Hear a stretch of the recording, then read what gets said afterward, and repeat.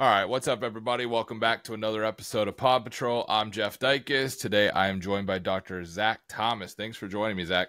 Thanks for having me. Yeah, so we go way back, just so everyone knows. I rotated through as a student at your program when you were a resident out in Heritage Valley quite a while ago now. And life goes on. So what have you been up to since those days long ago? Man, it feels like it was yesterday, and it also feels like it was 1,000 years ago. Yeah. I mean, I'm in Columbus now. I was in Pittsburgh. Now I'm in Columbus. And I do mainly sports medicine now and like shoe consults, things like that. My practice has shifted quite a bit over the years. I was almost all surgery based for a while, and now I'm hardly any. So I think that's pretty common. I think the more surgery I do, the more I'm like, I don't know. I think I could do without this, but you've done them all, then you're kind of like, all right, I'm ready to move on. So you're at Performance Podiatry there outside of Columbus, Ohio. You stay pretty busy doing, you said, sports medicine stuff and building the practice that way. Yeah, I mean, I you start working for yourself, and all of a sudden it's 3 times the work and 1/3 the money. Yeah. But I basically have 3 jobs that I work, which is pretty crazy. It's fun though. I mean, it's when you like the work, it's great.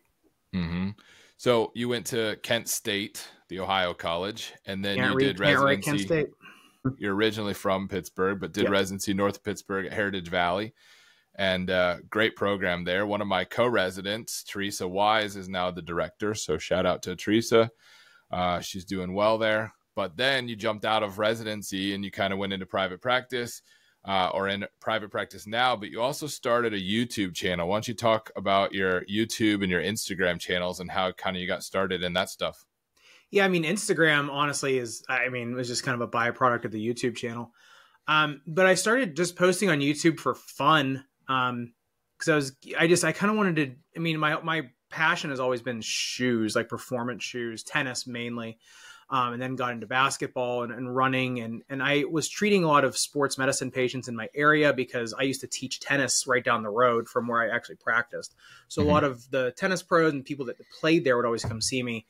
And I was always getting so frustrated with them because they wouldn't listen to me when I was telling them what was in their shoes and why they shouldn't be wearing certain things. So I started cutting them open and showing them just as like more of a visual aid. And then I started putting that on YouTube during the pandemic because I literally had nothing else better to do. And, a few years go by, and I mean, basically you're talking to yourself for a little while. And then we ended up moving to Columbus, started our own practice. And it seems like as soon as I said, okay, I'm actually going to start giving this some attention, that's when it kind of started to skyrocket for, I don't have that many subscribers, but, that's when things really started going kind of crazy for me, at least. And then that's when all the other opportunities started popping up. And then, we started our own practice. I'm, basically full-time YouTube, part-time practice now. And then I also now do sneaker and shoe design for, companies too. So, I have my hand in like every piece of the pie. Yeah. So you said you started cutting shoes open. Did you ever just grab a shoe from a patient and cut their shoe open? No, I think that would have been... that would have proved your point though, right? Like, hey, this shoe is terrible. Let me show you why. Builder. Yeah, I don't know if that's a practice builder. I don't know if you'd have very good reviews after that. But yeah, so your channel is FootDoctorZach, and you're on YouTube, you're on Instagram. And basically you do, why don't you explain it, but you do shoe reviews and you do kind of analyze the shoes, cut them open, kind of break it down. What's good about the shoe, what's bad about the shoe, and compare them to different shoes. I mean, as you know, everyone probably listens to this podcast or watches it knows there's no one best shoe. It's the best shoe for certain people. And so, every review is exactly the same. I do the same tests on every single shoe. And it's not like this is level 1 evidence. This is all level, I guess 4, it's more just opinion based because I try to standardize the test as much as possible, but it's really hard to standardize tests when you don't have a lab with you and you're doing a lot of performance tests. But mainly I do court shoes, which would be tennis, pickleball, basketball, volleyball, and then running, just because that's what I'm interested in. I'm most interested in tennis and basketball and pickleball. And then running, I have so many patients that run. You kind of need to know a lot about running shoes. So that's kind of how I basically cut running shoes open just to stay current for my actual patients. in the office. And so, yeah, I mean, that's basically, and then if there's like an injury, you know, on the tennis tour or the NBA, the WNBA or NCAA, I'll kind of cover that stuff. If it's like an injury to the foot. But it's mainly just putting this, you know, every new shoe through the exact same test to try to get a, you know, a baseline of what's good for who. Yeah. So going back to residency, you actually did legitimate, you know, actual research and quite a bit of it with Larry DiDomenico. In residency, you guys spent quite a bit of time with him and pumped out a bunch of research. Yeah. We want to talk about some of that stuff that you were involved in back in residency. Yeah, I mean, it was all the frontal plane Lapidus stuff before it became really in vogue with, I forget the system, the name of it, the Lapiplasty or whatever. We were doing that all with just screws, you know, and K-wires and, you know, and just big, you know, hip clamps. But he really Larry D was good because he kind of like teaches you more than anything, just critical thinking, and try to weed out BS. And so, yeah, we did a lot, and Rami Fahim too. We did a lot of research together. We'd have meetings like every week, just trying to get papers out. And it really showed me how hard it is to actually get a paper published, even if it's like some sort of simple technique tip. I remember when I got out, and I was an actual attending, and my wife and I published a single incision plantar fasciotomy paper. The hoops I had to jump through for that, and the only thing I got out of it was 1,000 invites to these bizarre conferences all over the world that I'm pretty sure they were there to kidnap me. Yeah. But and then after I've gotten those too. I've gotten those invites, and you're like, I don't know, weird here. You know, and then as YouTube kind of got bigger and bigger, I stopped doing that stuff more and more. So yeah, actually the motivation for it was a podiatrist. He has a website called Doc on the Run. He's out in San Francisco. And I was just I had a fanboy thing with him. It was crazy. He said such an interesting practice. He did all runners. And I thought, man, wouldn't that be cool if I could do that with all tennis and like basketball players at the time? And I was thinking, like, how would I even do that? How would I even thread that needle? It'd be impossible. Yeah. 5 years later, here I am. So, I mean, it's just putting in the time. It's one of those things that you don't know what's going to come of it until you start doing it. Kind of like me with this podcast. And then I'm starting to get recognized at conferences. It's just kind of weird. You know, it's kind of interesting that you don't really know if something's going to be successful until you start doing it. So you played tennis in high school, and then you played in college as well. So big tennis guy. I played in high school. I was on a couple of state championship tennis teams, but I did not play in college. So that's impressive. Have you always played tennis growing up? Yeah, I started when I was a freshman. I played football actually, and I got 2 really bad concussions. And my mom was like, you're not playing anymore. And honestly, I was afraid to at that point. I got 2 helmet gauges in the back of the neck. And I had nothing else to do. Like, I didn't know what to do. My dad was a huge tennis player. And I was like, all right, just teach. I got to do something. Like, I don't want to I was like, young, you're, wanting to play around, wanting to do something. So, and then I just instantly got hooked. And then that's it. Till this day, I'm still obsessed with it. Yeah, me too. I'm a big fan. I think anybody that gets into it, it's kind of frustrating to watch the growth of pickleball because you're like, yes, but you can make the court bigger and hit the ball way harder. The barrier to entry to pickleball is so low. Yeah. And honestly, this last week, I was in California with Tennis Warehouse. They brought me out there to test out a bunch of new shoes, and we played a day of pickleball. I had a blast playing. I had never actually played competitively. I'd always just mess around, hit back. I never actually played almost like a tournament. We had a little tournament or whatever going on, and it was a ton of fun. I can see why people like to pick it up, right? Especially when you got a bunch of guys playing tennis and women playing tennis. You're trying to kill each other. It's fun. Good. I've never played. I grew up playing tennis and racquetball. I've never played pickleball. So it's fun. I love table tennis. So if I love ping pong and I love tennis, then I'd probably love pickleball. So I'm sure I'll get into that. So you're a self-proclaimed sneaker fanatic. What is it about shoes that you like so much? What draws you to shoes? I don't know. I really like biomechanics for, the foot. And so I just feel like they're just, there's so many different types and just the shoes role and function of the foot. I just find fascinating. Different material. Honestly, I'm more of a fanatic about foams and just like midsole materials. I just think it's so interesting, like how you can, more augment the function of the human foot. And there was one guy I interviewed a couple of weeks ago who's a Nike designer, and he said, the last shoe I designed, I thought to myself, what if right after inventing fire, humans invented basketball? And like, if we just evolved to play basketball, and like just stuff like that just fascinates me. Like, okay, what would the foot look like? Or, what would what would our legs look like if that were the case? Mm-hmm. So I've always been interested in biomechanics. That was like my favorite thing in school. I always like messing around with orthotics with Dr. Cecil and kind of doing that stuff. Anybody that listens to this that knows her would know kind of all the arts and crafts you do there. I was always super fascinated with that. And just the fact that it's not an exact science, you kind of have to get creative. And so shoes, just an extension of that. Also, I was just always a shoe fanatic for tennis shoes, just because I liked seeing like Andy Roddick and Roger Federer and those people, and Pete Sampras and those people, like what they were wearing. And I was always just, just interested in it. Yeah. It's interesting to take someone who has a deep understanding of biomechanics and marry that with the deep understanding of the shoes and what's inside the shoe and what it's made out of. And, I don't understand much about shoes, obviously, compared to you. But it's interesting if someone also understands the biomechanics, because then you can take what the materials are made of and understand what that's doing to the shoe. And you do that some on your channel and kind of describe kind of what those materials are doing. But what is it about those materials that differentiates the shoes? Because I've seen your videos and, I don't understand all the terms in terms of the foam and I don't know. Why don't you explain some of that for people listening who don't really know what we're talking about in terms of breaking down a shoe and looking inside of it and seeing what you're looking at? So, yeah, midsole, to me, the midsole of the shoe is probably the most exciting part of the shoe for a podiatrist. So typically a shoe's midsole will be made of either EVA foam, ethylene vinyl acetate, or ETPU, expanded thermopolyurethane.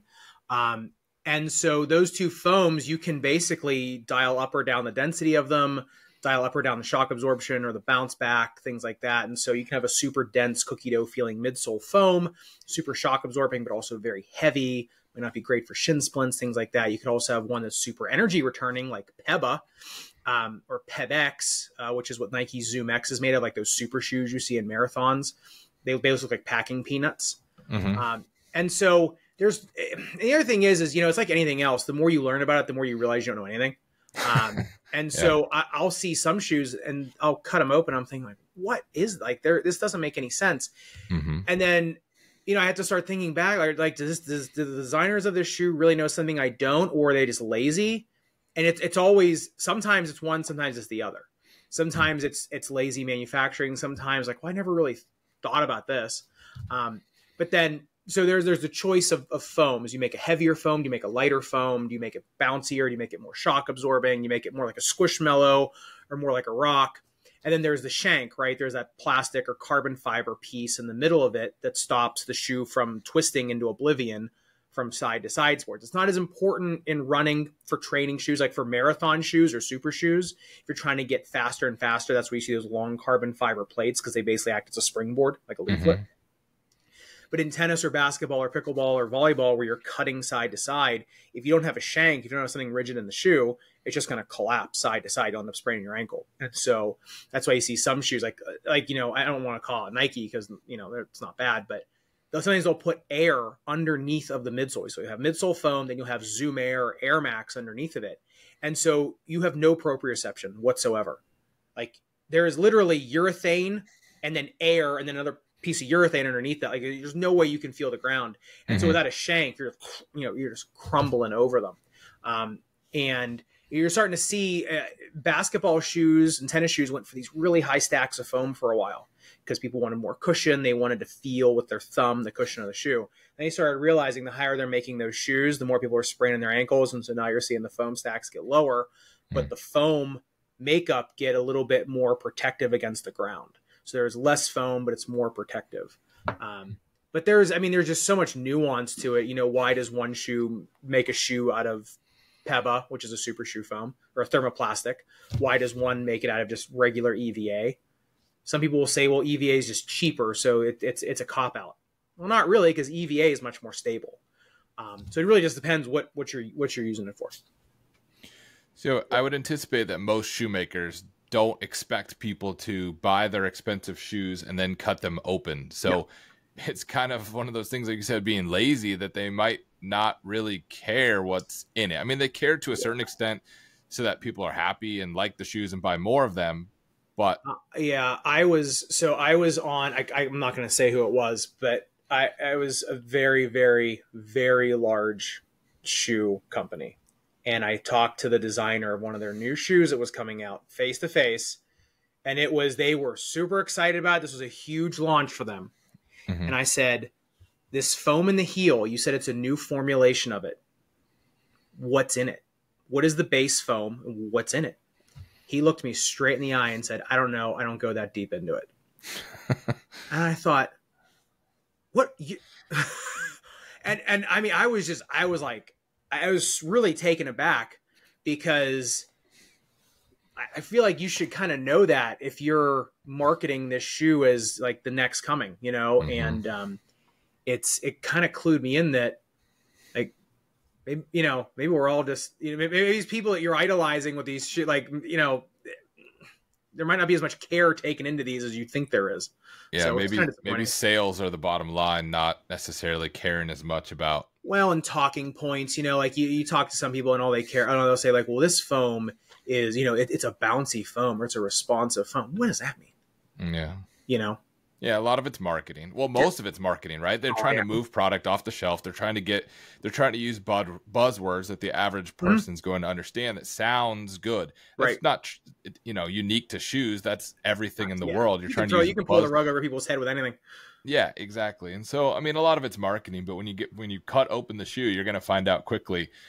You will. I won't know what I'm looking at, but you'll know quickly. Okay, is this high quality stuff? Is it low quality? Is it functional, or is it just kind of mass marketing that's trying to move product? Right. So when you do why don't you tell people who haven't seen any of your videos what tests you're doing on the shoes and what benefit each of those tests, or what information you're getting from those tests? So some people would argue that some of my tests are worthless, and I mean, maybe they may have a point. So number one, I just stick a heat gun in it, same stuff that you would, you know, heat up anything with. So I put a heat gun in there, and then I measure the temperature outside the shoe, and then I take it out and I measure the temperature inside the shoe before and after. So like that heat basically dissipation shows how much heat the shoe's trapping, basically. Yeah. And that, on the lower end, a shoe will heat up around 90 to 94 degrees Fahrenheit. That's like really good. On the higher end, it's like 130 to 160. It's like a really bad heat trapping shoe. It's really not a lot of, it's not a wide range. Then I take a fog machine and I put it in there and see where all the fog's coming out of the shoe. I think that is probably the best test I do, because it really shows you how much moisture that shoe is going to hold on to. Holding on to heat, holding on to moisture, two completely different things. Yeah. Because some materials just handle heat better, but moisture is no good. So that's for the uppers. And then I just put a Dremel on it and just do a rotary burr, the same sandpaper every time, just to see. I don't put any, I basically just hold it like this just so it doesn't toggle.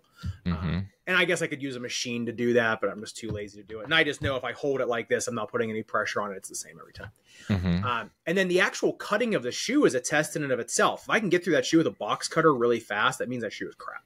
And so I can kind of tell a lot about build quality from just cutting it, because I get the comment every day, why don't you use a bandsaw? But because it's just going to slice right through the shoe, that tells me absolutely nothing. So there's that. And then in the midsole, I basically bounce a ball bearing off of the midsole to see how high it bounces. Now, obviously, that's not nearly the weight of a human, but it's standardized. At least that ball bearing is the same weight every time.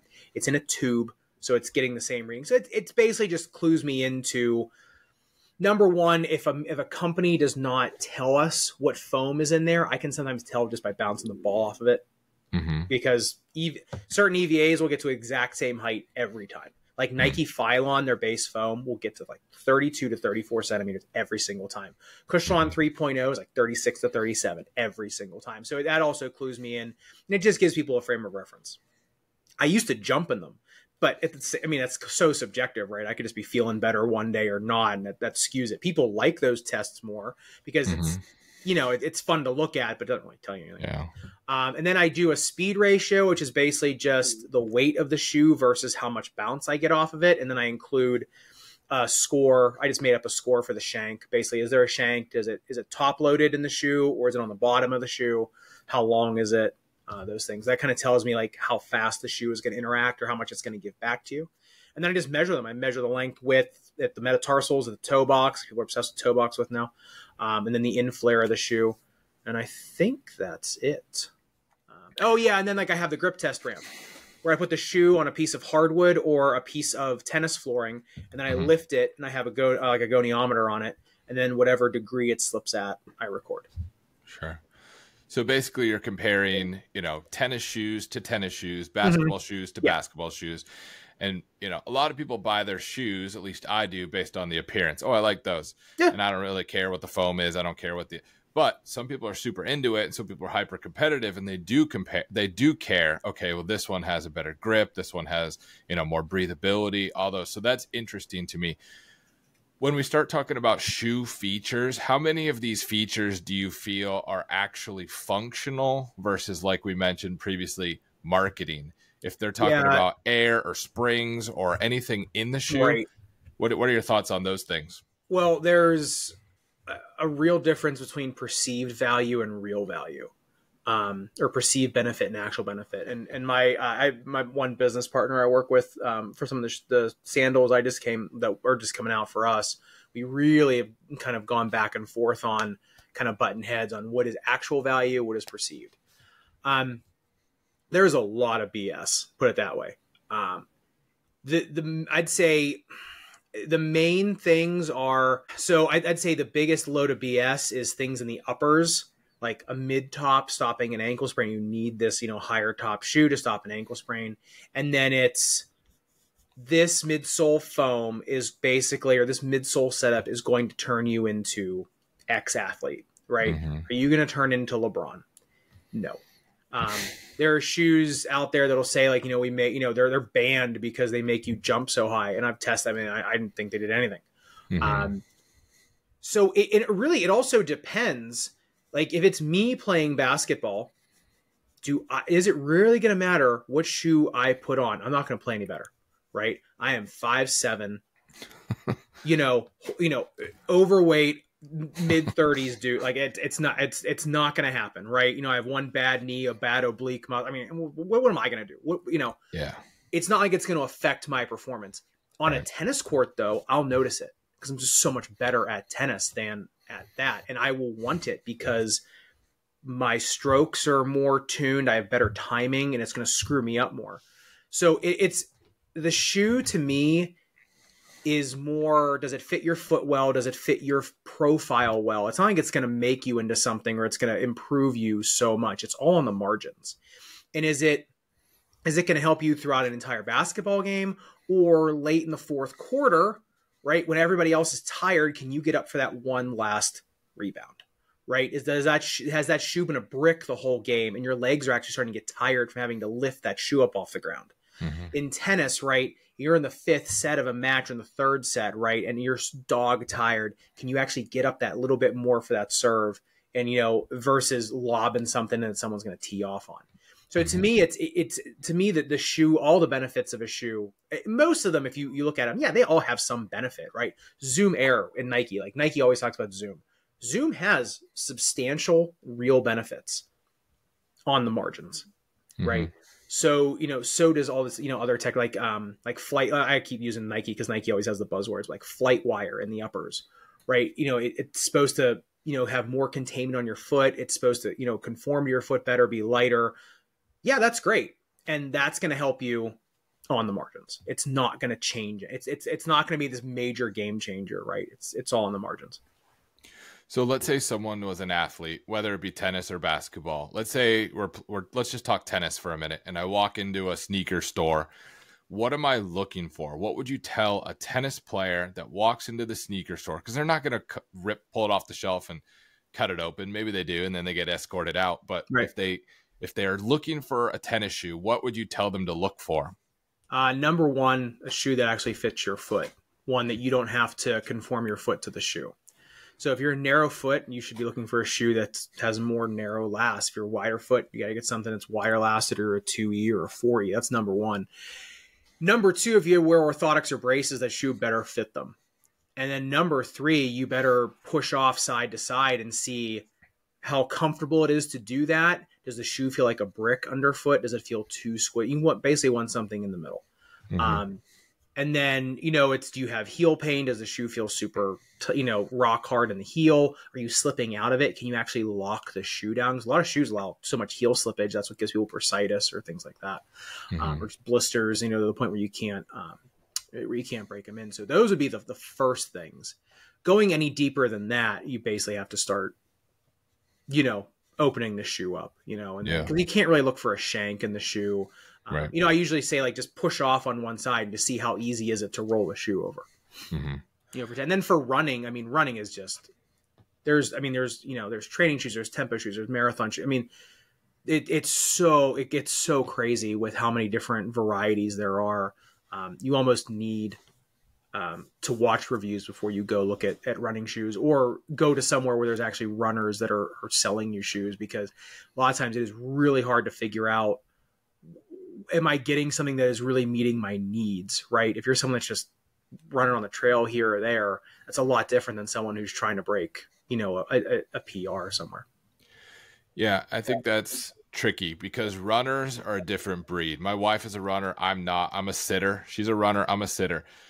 But when I get patients in the office that are asking me about shoes, they always want to know, what are some good shoe brands? What shoe do you recommend?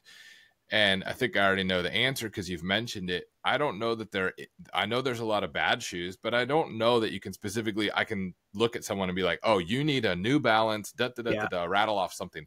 It's going to be a lot of trial and error.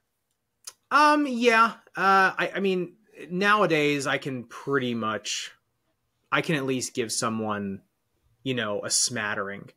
Are you basing it off the structure of their foot, the X-ray, high arch, low arch? Yeah. So it's gait. It's what are they running? Like what are they, like most people, let's be honest, most people are just running just for exercise. They're just walking out their door and running up and down the street, so it's goals. What do they want to do? Why are they in my office, right? Do they have heel pain? Have they had a previous stress fracture? Whatever. Honestly, I'd say 60-70% of people, you could probably put them in a Brooks Beast and be fine. Mm-hmm. And they would be very happy with that. Like Brooks Beast and a Power Step Pinnacle or a Power Step Bridge is like 90%, not 90, but I'd say 60 to 70% of what I recommend for recreational runners. The New Balance 840, as long as you're not a super narrow runner. And then obviously if you have narrow feet, then we're talking about different shoes. Yeah. Now that's also different than if someone comes in, because I've had people saying like, hey, listen, I'm running the Columbus Marathon, or I'm running, a half marathon, or I'm running the Mohican 100. Like I need something different. Okay. So now we're talking about marathon shoes. Now we're talking about super shoes. Now you're starting to get into large carbon fiber plated thermoplastic midsole shoes. And so it's just like, and now we're like, it's a completely different conversation. So, it's tough sometimes to nail down what they're, and a lot of times I'll say, hey, listen, you got to run in this one for a few weeks, then you're just going to transition to this. And usually the crazy runners don't mind buying shoes that much. People that aren't crazy into it, it's like, no, there's gonna be one pair of shoes, that's it. Yeah. And so you kind of have to match your goals with them. I actually have sheets that I print out. They have like 10 shoes in each category. I'll just circle the ones I want them to use at the time. That's interesting. So you mentioned before about the Power Steps. So I have Power Steps in my office, and I think they make a really good product, and people are usually pretty happy with them. And I actually wear them in my shoes. But how much do you think the shoe matters versus what's in the shoe? Meaning, can you take a terrible shoe and put a decent orthotic in it, and all of a sudden that shoe is just pretty good? Or how much of it is the base of the shoe that really matters, and then a good insert, maybe a cherry on top? I think that a good orthotic, like a well-molded custom, or a quality over-the-counter, like a Pinnacle or a Pinnacle Max, can stop a lot of foot pain. Is it going to prevent the knee, hip, back things from, say, someone wearing like a Jordan 1 all day? I don't know, just because, you're not doing anything to the flexibility of the actual shoe. You're not doing anything to the actual kinematics of the actual shoe. I think for low impact, low usage, yeah, an orthotic can make it to where it's fine. For heavy usage or for specific like running, maybe someone who's like working in an Amazon factory all day, I think it's 60% the shoe, 40% the orthotic at that point. And then I'd say for like high performance tennis, running, basketball, I would say it's probably like 60-40 shoe, orthotic. The orthotics makes a huge difference. Every professional athlete you ever see on TV, you always see them pulling out their orthotics. There's a reason for that. So yeah, I'd say it's about 60-40 for more heavy use situations, and then in just sedentary things, maybe like 80-20 the orthotic. Yeah.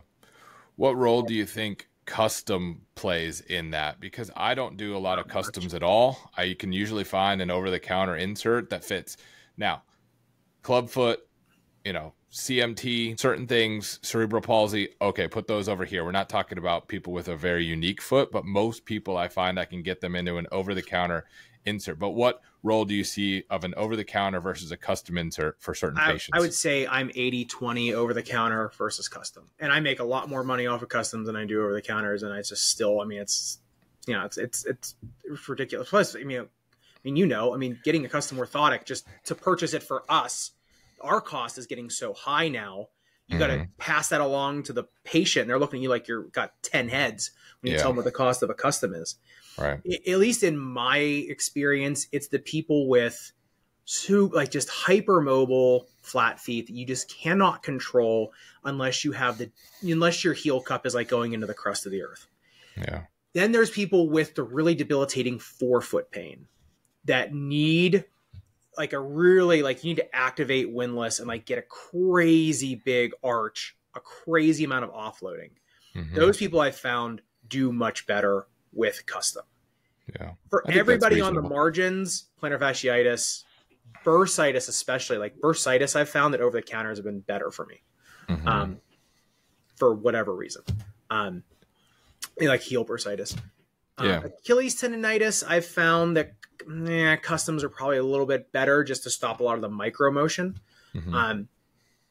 But a lot of people I still put into custom or to over the counters first, and most of them are fine.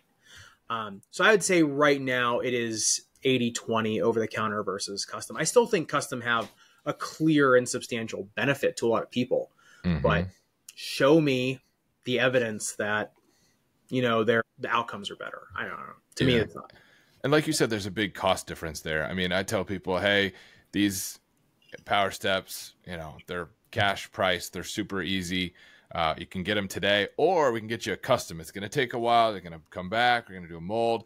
Oh, and by the way, they're X number hundreds and hundreds of dollars. Right. The people are like, let me try that one first. Right. And most people just end up doing pretty well enough with that one that they don't end up having to go to that second phase, I've found. So, right. Let's talk about kind of, we took a deep dive into sneakers and kind of marketing. Do you think some of these sneakers are over scienced? Do you think that they're putting too much into it, meaning that just a basic shoe can be just fine for most people? Do you think we're getting yeah, for sure. I mean, there's only so much that you can take benefit from, right? I mean, I always joke like next we're going to say like the first AI driven shoe, like, yeah, it does. I like it because every so often one of those innovations is actually a real game changer. And so I like seeing it because you get stagnant, and then, people were saying Chuck Taylor's were the, when the Jordan, I don't even remember because we were, either babies or I hadn't been born yet. But when the Jordan 1 came out, that was people were like looking at a UFO. Like, this is it. This is as good as they're going to get. And now, you look at it, you're like, oh my God, like how could you ever put your foot in this thing over the course of a basketball game? Yeah. And so, and it's just incremental change over and over again. And so you think like, oh, this isn't worth it. This is whatever. But, every so often something comes along and pushes it. So yeah, I think, and then you see a lot of people, like, look how many basketball players are still playing in Kobe's from the early 2000s. It's the same. I mean, why are they using that one versus the brand new shoes? Because they like them better. And so there hasn't been that much change. Same with like the iPhone, like how much change has really happened between like the 12 and the 16? Right. Not much. It's on, like I said, it's on the margins. I like it. I like seeing it and I like testing them out. But at the same time, I would play just as well in, the Jordan 35 that I do in the Jordan 39. To me, there's, it's not a big difference. I can brick a 3-pointer in that shoe, or I can brick a 3-pointer in the latest and greatest brand new shoe. It doesn't matter. I teach my kids, I coach my kids basketball. So I've been out on the basketball court a lot more recently. And I seem to have better memories of how I am versus how I actually am. In my mind, I was like, oh yeah, I could sink 3-pointer. Then you get out there and you're like, oh man, it's a good thing I'm a doctor because I'm terrible at basketball. Let's talk for a minute about barefoot running. So I think I might be barking up the wrong tree for us talking to a sneakerhead, but what are your thoughts on barefoot or minimalist or some of the trends that came along for minimalist shoes and runners? So I think there's once again, a clear and substantial benefit to barefoot training. Clear and substantial. I mean, in terms of like muscle strength building or gait analysis or what specifically? Wolf's Law is basically, there it is, but people overdo it.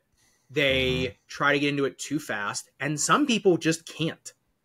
There are some people that just do not have enough motion available to them to barefoot run or walk. I mean, I don't know if you've seen it, but you never see more debility, giant blisters on people's feet from it that never go away for some reason. The stress fractures you see from people trying to use minimalist shoes, shin splints, bone marrow syndrome in the calcaneus, just these crazy, weird injuries you see.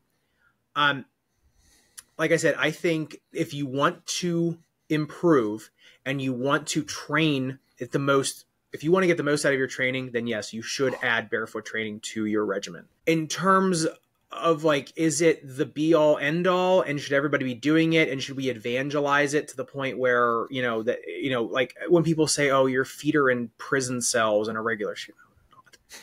And, or like, that's the reason why everybody has bunions because like people had bunions long before we had closed toed shoes, and we all know that. Anybody that studied anatomy knows that. But try telling, someone who has never taken an anatomy course that, or doesn't understand biomechanics or, or pathology even. And so what I don't like is just the blanket, like you should be in barefoot shoes at all times. And if you don't, you're a bad person. I can't stand that. Cause like I said, I see so many, I'm sure you do too. I see so many people in my office that come in that have been told they need barefoot shoes by someone who has no idea what they're talking about. And then all of a sudden they're wondering like why they have to be in a cast or a walking boot for 6 weeks. Right. And I love when I get comments about because I talk about barefoot shoes quite a bit on my channel here and there. And I love when I get a comment saying, yeah, you're a foot doctor, but I know what I know. Or like, and like, just because you're a foot doctor doesn't mean you know anything. I say, yeah, you're right. I don't, but at least I admit it. Right. At least I admit that like I'm always looking at what research is coming down the pipeline for this and what comparative studies are coming. Are you? So that's what I don't like about barefoot running is just this thing where like there's this conspiracy, we're all out to get you. We're all out to make your foot pointed. It just doesn't, it makes no sense. It doesn't stand up to any critical thinking. But yes, I do think that there is a clear and substantial benefit to it under the right circumstances with the right training and in moderation. Yeah. And you should think that's a progressive thing that happens for people where they kind of move to a slightly more minimalist shoe over time. And the people that are not doing that slowly over time, which makes common sense, those are the people that ended up with injuries. Right. I mean, but if you have hypermobility of your first ray and you get into a barefoot shoe and you just cannot stabilize your medial column, if you don't get a stress fracture, then that's a miracle. Like that, then we got to get the Pope to document the miracle.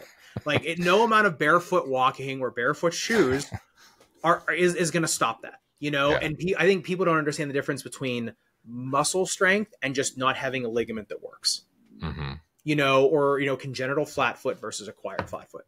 And so, yeah, I mean, like I said, I've done barefoot training for tennis and for basketball just to see how, and it's awesome. I mean, it works miracles. Is it for everybody? Can everybody do it? And should everybody do it? Absolutely not. That's reasonable. Let's switch gears a little bit. Let's talk about private practice. So you said that, you know, obviously with the success of your channels, you are doing less and less medicine, we'll say. But how do you like being in private practice? What components of that do you enjoy? You get to kind of select your patient population a little more when you kind of market yourself as a shoe expert and a sports guy and a running and tennis and basketball to, you know, can tailor your practice a little bit more versus if you work for a hospital, they're gonna be like, no, you get to see all these patients that are coming in the front door. I don't think I could ever work for a hospital. I am, and also I mean, just full disclosure now, I think I'd be a terrible employee now. Like because I like things done the way I like them done. I'm used to now. Basically, my wife and I are just basically our own, you know, check and balance on each other. And I don't know if I could do that at this point, just because I'm so type A. So is my wife. We're both super type A people. I love being in practice for myself. I love it. And it's one of those things where, you know, the best part about being in practice for yourself is also the worst, right? That there's no one else to hold your hand. Right. And, you know, medicine now, especially now, is tough. You know, physicians are getting crunched on both sides, and not just podiatry. It's everybody. And so that's the hard part, is that, you know, there's no one back here about to, you know, come in to rescue or help you when things go bad. But at the same time, there's always something you can do, right? If you don't like a situation, you can work your way out of it. And it's nice kind of building the life that you want, right? Like I work in the office 2.5 days a week, basically. So I'm in there 2 full days, 1 half day. And then the rest of it, I'm at my studio banging pickleballs against the wall or shooting basketballs or tennis balls. And it's great. My day is never the same. I always have a different day. And it's nice now because when we started our new practice, we really tried to develop a patient population that we tried to make the practice what we wanted. And we've largely been successful at that so far. The practice is new and it takes a long time to build a super busy practice. But at least for right now, it's honestly, my expectations have been beat for sure. It's been fantastic. Good. How do you get the shoes that you technically destroy? You destroy a lot of shoes. For a while I was just paying for them. Yeah. And you know, the channel makes, you know, a certain amount of money every month, and a certain amount of money every month just goes toward shoes. I just have a budget for shoes. Now nowadays, if it's a tennis or a pickleball shoe, I don't pay for it anymore. Tennis Warehouse sends it to me. Tennis Point, which was Midwest Tennis, used to send them to me. Now I'm contracted with Tennis Warehouse. So whenever a new shoe comes out, it just gets sent to my door.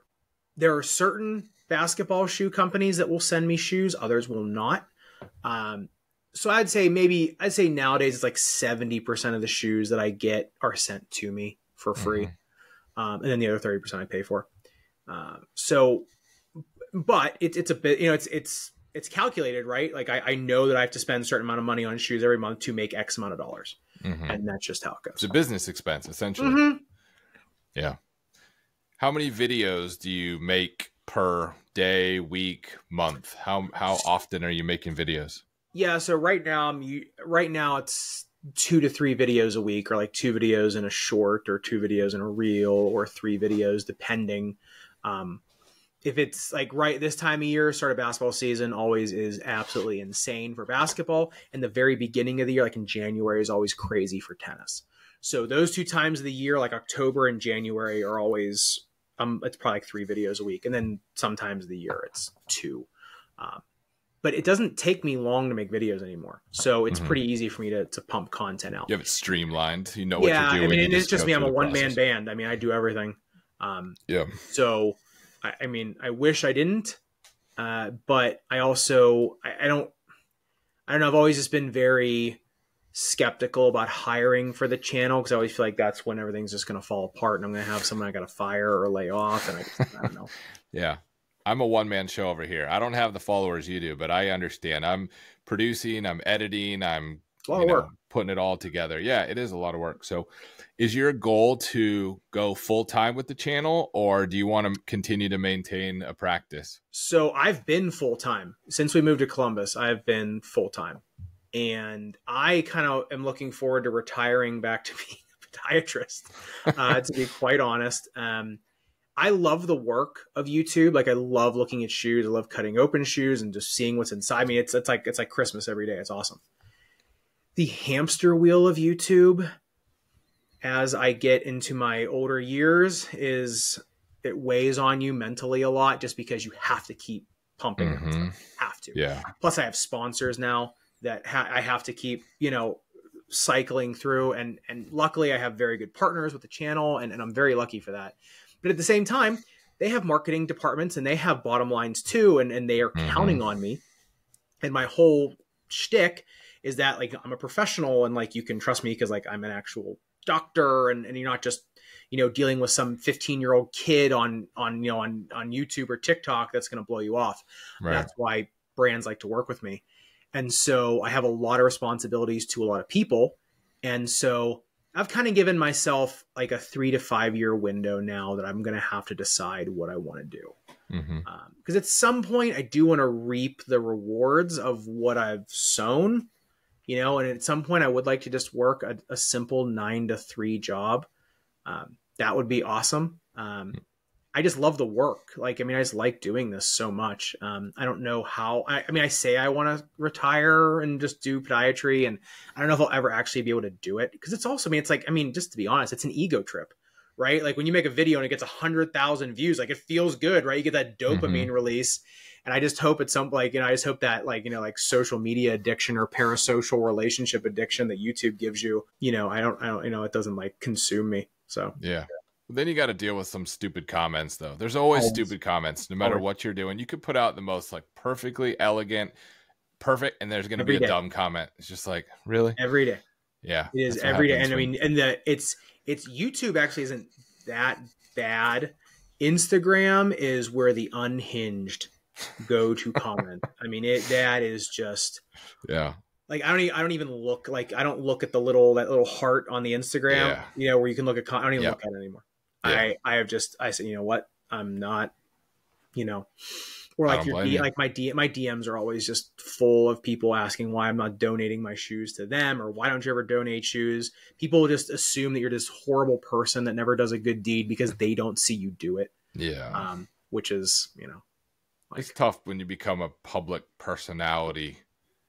It's just, because everyone imparts their vision of you onto them, So people probably have this perception of me, of who I am or whatever, and they don't know me at all, right?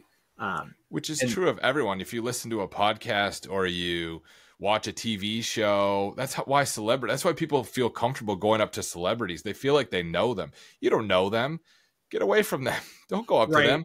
Yeah, I'm not saying I'm a celebrity in any way, shape, or form, but it is interesting when people act like they know you when they see you, and and you after talking with them for a little bit, you're it's clear that they do not they have a completely different perception of who you are versus what the reality is.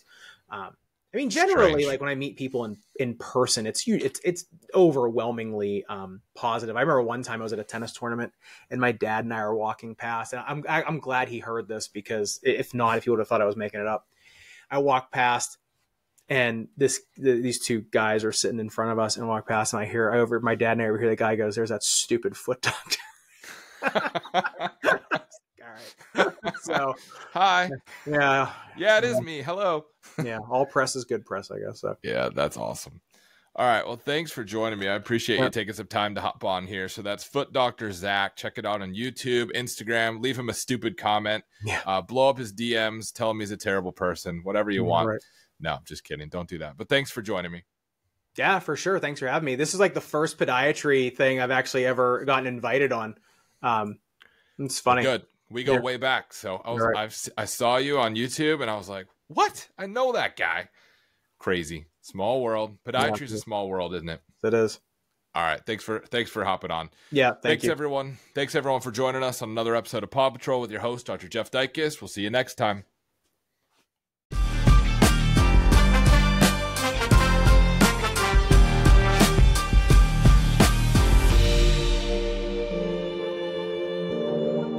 Disclaimer. Opinions expressed are those of the content creators and do not represent any employer or entity. The information shared is for informational purposes only and should not be construed as medical advice or used in any legal capacity, including establishing standards of care. All efforts have been made to comply with HIPAA regulations. No guarantees are made regarding the accuracy of statements or opinions provided. Interaction with the podcast does not establish a doctor-patient relationship. Please enjoy this podcast responsibly.